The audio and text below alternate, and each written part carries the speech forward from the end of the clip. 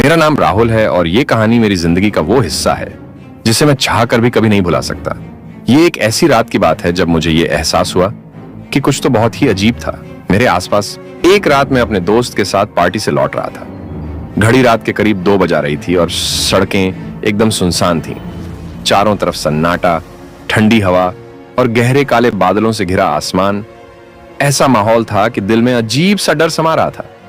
हम दोनों तेज कदमों से अपने घर की तरफ बढ़ रहे थे, लेकिन जैसे ही हम एक पुरानी बंद पड़ी हवेली के पास से गुजरे, मेरे कदम अचानक रुक गए।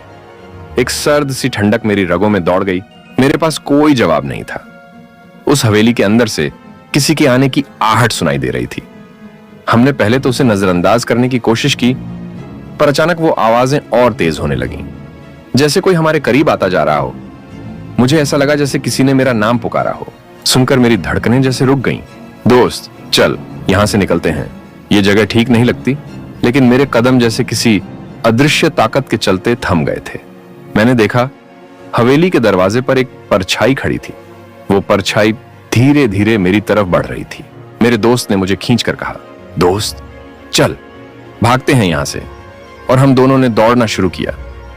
लेकिन वो परछाई वो हमारे पीछे पीछे दौड़ने लगी। उसकी चाल तेज थी। उसकी आंखें एक अजीब सी लाल चमक लिए हुई थीं। राहुल, मैं आ गई। उस आवाज में ऐसा कुछ था जिसने मुझे जड़ कर दिया। वो कोई आम इंसान नहीं था। वो शायद इंसान भी नहीं थी। उसका चेहरा अंधेरे में छुपा था, पर उसकी सर्द आहें अब भी मेरे कानों में गूंज रही थीं। वो मेरे और करीब आती जा रही थी।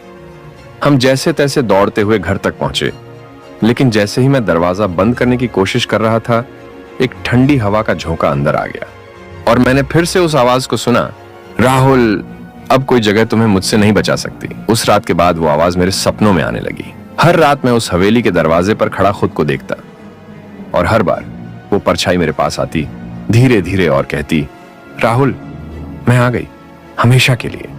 ये कहानी नहीं है, ये एक हकीकत है जो मेरी जिंदगी का हिस्सा बन चुकी है।